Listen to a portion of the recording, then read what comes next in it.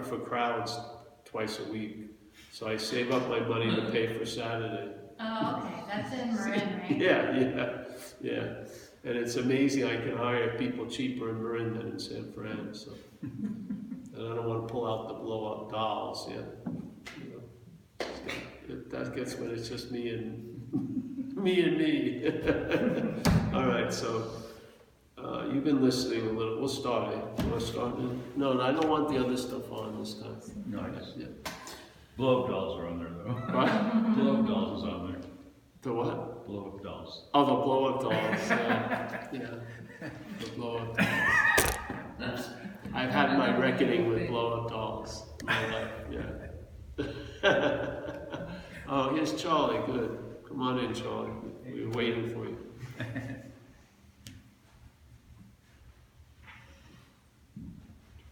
Well, we were doing the perceiving and the perceived last Wednesday. We did it Saturday, right?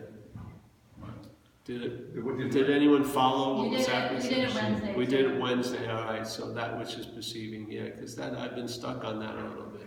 It's just such a simple thing to describe the basic conundrum, so to speak. You know, the mixing up of perceived and perceiving, yeah, to the point where the perceived takes itself to be that which is perceiving. And, yeah, there you go. Everything's built on that idea. That's why the solution or the correction isn't a correction when it occurs. You know what I mean? Because it was imaginary. The misplacement was imaginary. As soon as that which is in cahoots with the misplacement hits a point where it wants to see it clearly, it sees that it never happened. Yeah. There was like a book called The Course in Miracles, which is sort of like a download in the 70s, and one of theirs, they were always making this little cryptic implied statement where they said it's you're trying to correct an imaginary problem in a way. So basically, the correction is that there's no need for a correction. Yeah, yeah. So, yeah. In other words, that doesn't need to be corrected. It just has to be seen differently. So again, it lends itself to point to the power that we are, that we're giving everything all the meaning it has. And there's no exemptions of that. Everything and all are pretty inclusive words. Yeah. So you and I, this is just a perceptual observation. Yeah. You and I are giving everything all the meaning it has. So that means it seems like that would be a pretty big role we're playing. Yeah? Seriously, I don't see, I mean, that isn't way down the line. You know, you're at the point of being the dreaming. Yeah? Because I would say that's an apt description of what the dreaming is doing. Yeah? The dreaming, it isn't doing, it's imagining. The dreaming is giving everything all the meaning it has. And so when the dreaming sees through the dream, let's say, or I don't like the word dream. When the dreaming sees through the dreaming, things can change. When the dreamt tries to see through the dreaming, it's just more of the dreamt, yeah? So at the same point, there's an idea of a dreamt and dreaming. Yeah? There's no need for an idea of dreaming. There's dreaming, but there's an idea of the dreamt, yeah, in the dreaming. So in the dreaming, there's an idea that there's a dreamt. And so suddenly, in the act of being identified as the dreamt, everything that comes in and goes out seems to come in and out of this. This becomes the reference point, or in shamanism, they would call it the assemblage point. You know, your energy is assembled in a certain way that you're seeing this little dimensional place of things and time and stuff like that. So if you could shift the assemblage point, you would see anew. Yeah?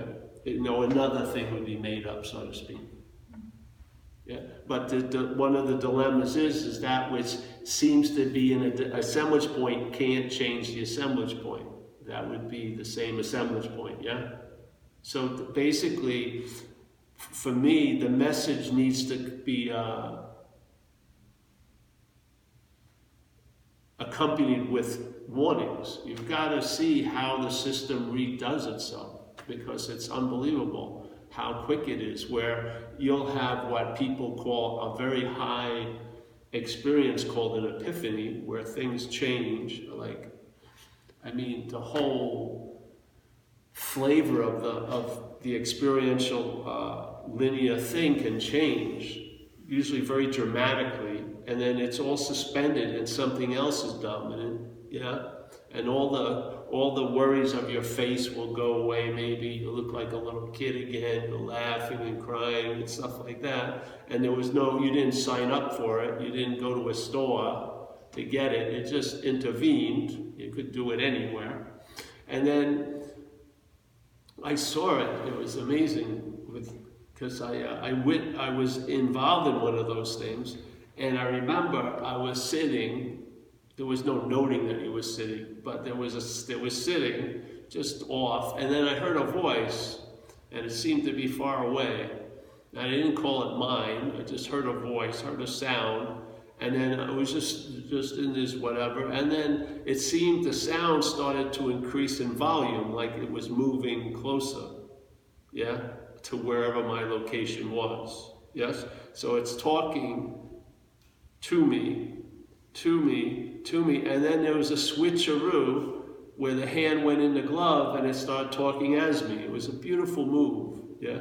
It's like slowly came, and then suddenly the glove went on the hand, and now it was talking as me, yeah? I was the glove, seemingly, yes? And then the thing all regrouped, and then the epiphany was over, in a sense. There was a lot of, like, say, aftershocks for a while, yeah, but the basic displacement had rearranged, and I could see it. I saw it regroup, you know. I could see it almost like if you were like a horse in a stable, and something came in, and then it dawned on you that thing rode you very bad, so you're not really interested in it jumping on you. It's like a jockey. Don't worry, it's going to be different this time. And then it starts slowing up, and you're like, but suddenly there's a subduing, there's sort of a relenting or whatever, and then there's almost like a pacification. And then you get ridden, yeah? And so it was sort of like that. It was a trip. And I had witnesses. It was really cool. This woman and her son saw the whole thing. It was like, went on for a while, and it was in a lovely location in Bali, at a waterfall, better than Walmart in Newark, New Jersey. So, but I had a witness, whatever you want to call it. I was in the neighborhood of a few of them, and really I noticed after a couple of them that the epiphany seemed to change, or I changed, when a certain string of thoughts came by, which was I'm having an epiphany. So as soon as there was an acknowledgement of the one having the epiphany seemed to suddenly stop, or its influence severely got diminished, and then this influence got dominant once again. Now, after seeing this a few times, I realized that wasn't just happenstance. As soon as there's a one who's having the epiphany, it distorts the epiphany. Yes? As soon as there's a one, period, distorts whatever. Like they say, the observation would be the observation being claimed as the one who's observing. The observation distorts the observed, yeah?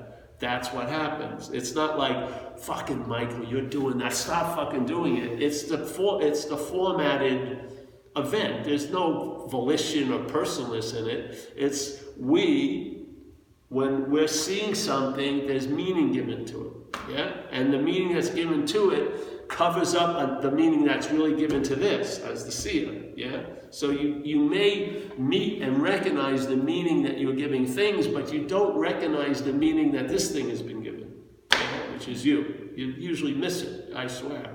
And even when you're really, really hell-bent on proceeding in a spiritual way, you'll be blind to it probably. It's amazing. It's like the biggest elephant in the room that you don't notice because of the stubbornness of the claiming. It's so quick, and the thing is, it drapes the situation in time. So let's say there is just a huge absence of self.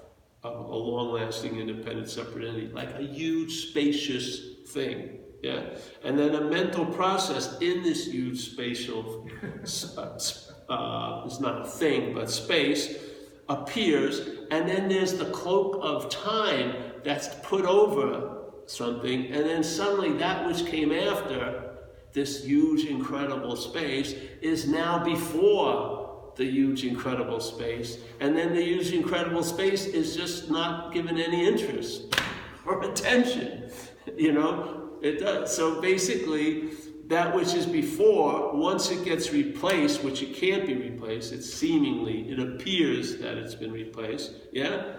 That which, so then the before has the only other location or position it can now be in is after. So now that which you are becomes after you, and all you can do from here is conceptualize it, basically. You can read about descriptions of what you are, but the problem is they're always going to run into the wall of what you're not. Yeah? The what you're not's going to override all the conceptualizations of what you are. They're not going to break through. They're just going to be like posters put on it. Yeah? It's going to have a lot of knowledge of what it is, but from what it's not. It doesn't go anywhere. It's sort of like the physicist that knows there is no world, but gets pissed off the paperboy missed its porch on Sunday, you know? But there's no world intellectually completely proven, but it doesn't translate. The dominant programming just overrides it all. And it overrides like peak experiences. It overrides epiphanies, claims them. It overrides huge displacement. Yeah? You think it's over, and it's never fucking over.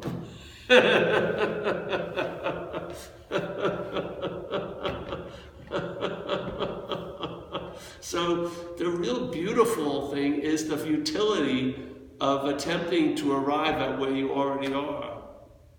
It's totally, and that's to me, if you want to have an awakening, it's going to be a rude one, really. The rudeness of it is going to wake you up out of some things, which is that eternal hope that somehow, some way, sometime, I'm going to transcend this place, or I'm going to become a super great thing. That's why, look at what everyone's watching now. Fucking superheroes all day. Just watching every movie is a superhero movie. I mean, people are just, their hopes are going in, they're paying for their hopes. You know, I want to kick fucking ass. I want to be touched. I want to wear, whatever, you know what I mean? Because they truly believe they're not superheroes. They feel totally beaten in a way. They feel imposed upon and they have no power to change things they'd love to change. Yeah. So they're in a seemingly hopeless state of mind and body, like we say in recovery. So this whole message, it just has such a beauty to it because it's really about nothing. You know, that's so gorgeous about it. It's not like a bugle call to arms. When you hear this message, you'll be called, no, you'll be fucking disarmed, really. Because you realize all your mechanisms, all the way you can know things and grok things and experience things are not applicable to this because you are it. Yeah. You can't treat it as something other than you. If you do, all you can have is concepts of it, really. Yeah, because you are it. That's the one big speed bump we can't seem to get over. You are what you're looking for. Yeah. Speed bump. And it doesn't say you are, and then 800 requirements that you make up for you to become what you're looking for. It doesn't say that. It doesn't say, all right, you are, get ready. You're going to have to change a lot of fucking things to be what you're looking for, because the head will play God with the pursuit of what you're looking for. Because you've got to look a certain way, or act a certain way, or be a certain way, or have other people believe you're a certain way to finally arrive at what you think you are on a conceptual level. Don't we see it all the time? There was a documentary on Netflix where a guy, an Indian guy with long hair and stuff, he was some businessman, decided he was just going to become a guru, just to see, as a joke almost. So he grew his hair longer, read a few things, and he started having followers, and he couldn't fucking believe it. And they were having experiences listening to him. He's going, what the fuck? And then he tries to break the news to them, they wouldn't believe him. They wouldn't let him not be the guru. So there's a great story Ramana Maharshi shares, and I think way before him, and I think it captures tons of important little clues, and it's the old thing about the necklace, the lady with the necklace. And the lady with the necklace loses the necklace. And she's really bummed out. She loved that necklace. It made her look a lot better, seemingly, and all this. So she asks her friends to help her find the necklace. They're not doing well with it. They can't seem to find it. So then they hear about someone who says they have found the necklace. You know, not hers, but a necklace. So they start going to the talks where this person talks about finding the necklace, and I think I can show you how to find the necklace, and people are signing up for the program to how to get ready to find the necklace. And it's all predicated on some assumptions that may not be true, but we're way past that point. We're totally hell-bent on finding that freaking necklace.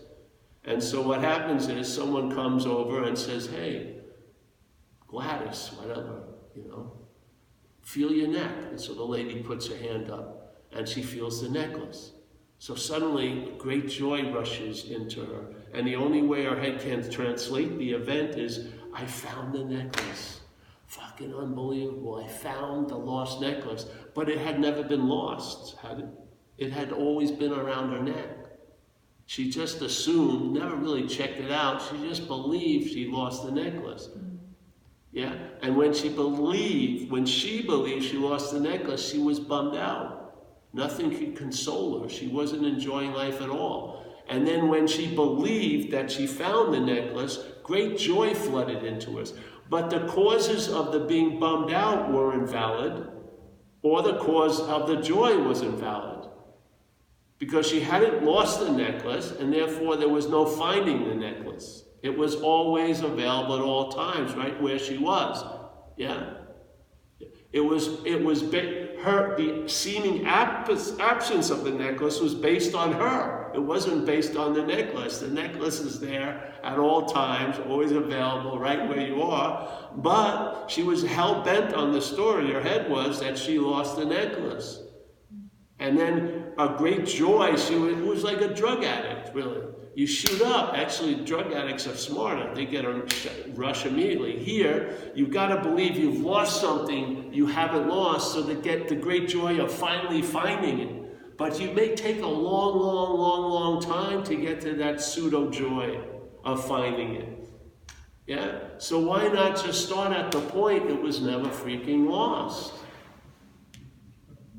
Or as our book says, I have a new book out, you can buy it on Amazon, on having never left, yeah, which implies the exact same thing. On having never left probably would put into question most of your freaking day, basically, every day. If every person got a little public little internet message or text message on having never left, yeah, how was your day, Paul, on having never left? What? You would see my whole day wasn't based on having never left. It was based on trying to freaking arrive or trying to say someplace where I'm going to get kicked out at any minute. Yeah? The whole day. The whole interpretation would not be based on having left. It would be based on I've lost the fucking necklace. Really? Yeah? I've lost the necklace. That's the starting point. It's erroneous. So on having never left is like, you never lost the necklace. Now you'll miss out on the great joy of finding it, but I'll tell you something, the stabilization of okayness, I think, is well worth it. Yeah? To miss out on the big rush, I found the necklace, and going on your blog and telling everyone and then trying to make, this is how I found the necklace, when there wasn't even freaking lost. But the point is, the joy of having that stabilized, where you realize, yeah, it is pointless to try to find something that isn't lost. Yes? It is so disarming, and it it shows you time from timelessness, yeah? On having never left is close to timelessness, and it shows you the effects and the influence of time. It shows you it, man. And then you can see, Jesus Christ, this current, though dry, so I didn't know it, has been pushing this thing every day, all day, onto some level of arriving. It's constantly arriving, departing, departing, arriving, on and on and on. But upon having never left, there's the peace, there's the serenity.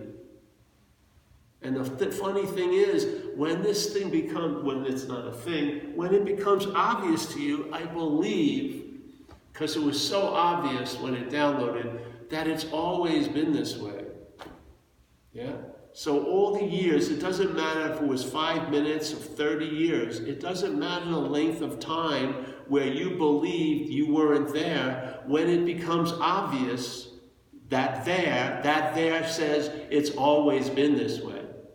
So it doesn't matter that 5 minutes of belief didn't change a fucking thing, the 30 years of belief didn't change a freaking thing. Yeah? Time isn't changing timelessness. Timelessness will override time. Yeah, just like we always share about dreaming at night. You have the 5-second dream or the 300-year dream. It takes the exact same amount of time to wake up from it.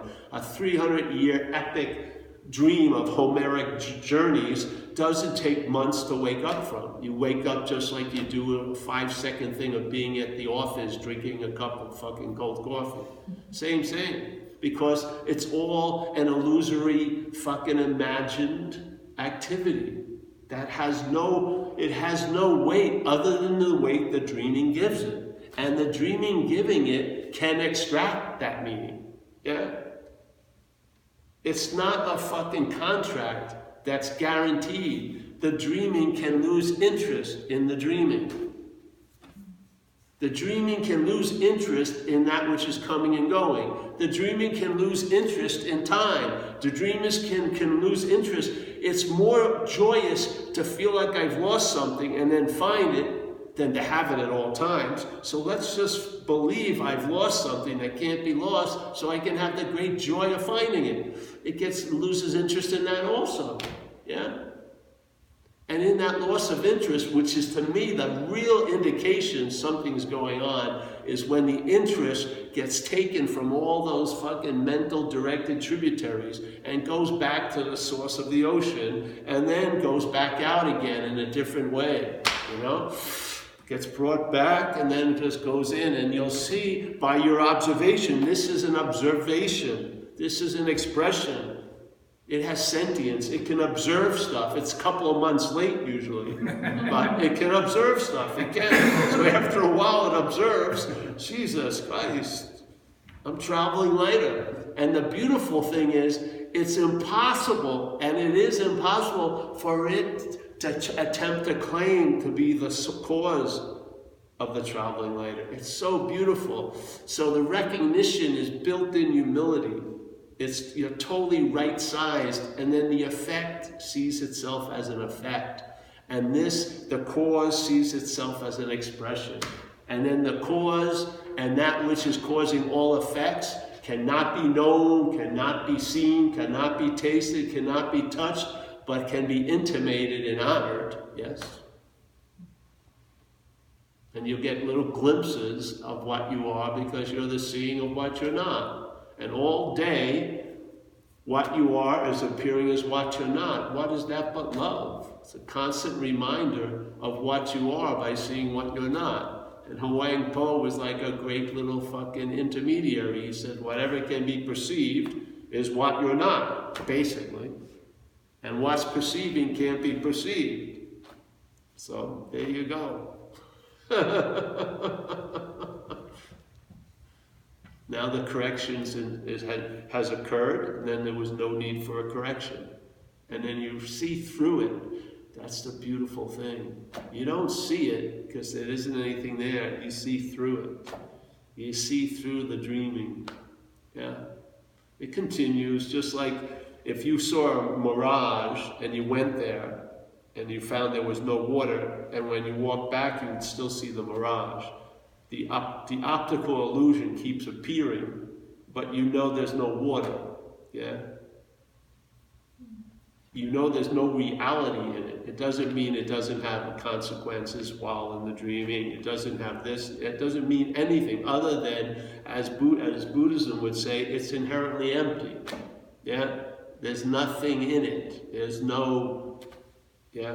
We are what we're looking for. Not as a thing, yeah? And we're not going to be seen by a thing. Yeah?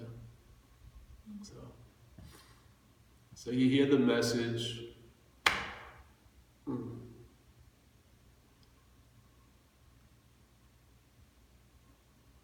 I mean, non-duality is like one perchy. You never have to leave. When an aspect of you lands on it, it never has to leave. It's fucking solid, sound, foundational, super incredibly clear. A pure negation of an imaginary event, directed not at the thing that's in the event, but at the dreaming of the event. So the message, how the message gets lost is by what's claiming to be the hearer of the message. The thing believes it's hearing the message about no thing. Yeah? If you can, again, just keep putting it out there every year that this isn't going to you. Where the message isn't directed at you, nor is it directed from me. Yeah? The message is to what you are, and the message entails, the information in the message is about what you're not. We're not giving any information about what we are because there's no need to be. You are it. You need information about what you're not so that you can see you're not that. Yeah? Just get it clear. You don't need to know what you are intellectually. You don't. You don't need to know you're the all ever-present brilliance. You don't need it. None of that's necessary. You are it. What you need to know is what you're not, because we're up that glove.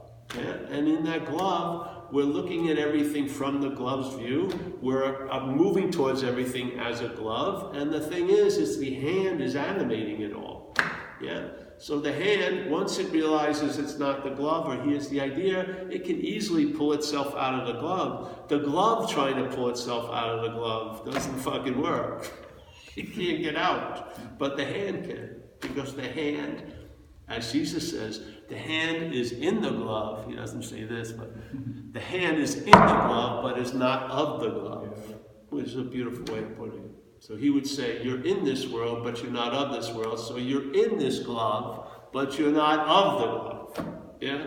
So why is it so difficult? Because there's an act of being identified as a glove.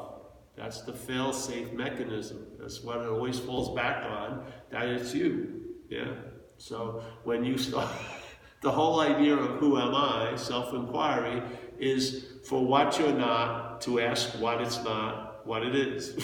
Basically, you're attempting to use the subjectness of what you're not, the who am I, asking the object, what you're not, who am I? Or actually more clearly, from whence do you come? Because everything's coming from what we are. Yeah? So the imaginary bubble got blown out of the mind and the mouth of the dreaming. So if you follow it back, so you negate yourself as a subject, you negate yourself as an object. Ding, ding, ding, and then suddenly there's no answer. Who am I? Nothing comes up. That's the answer. You've never left. You've always been here. That's why we're missing it.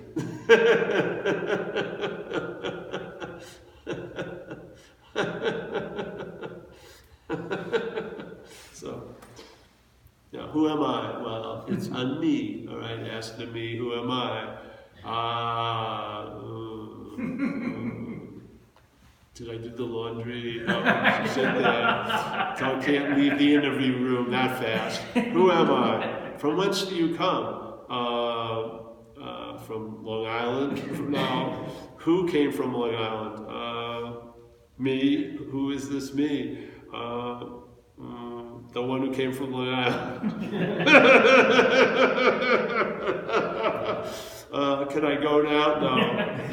I got things to think about now. Who's the thinking? Who's the thinker? Me.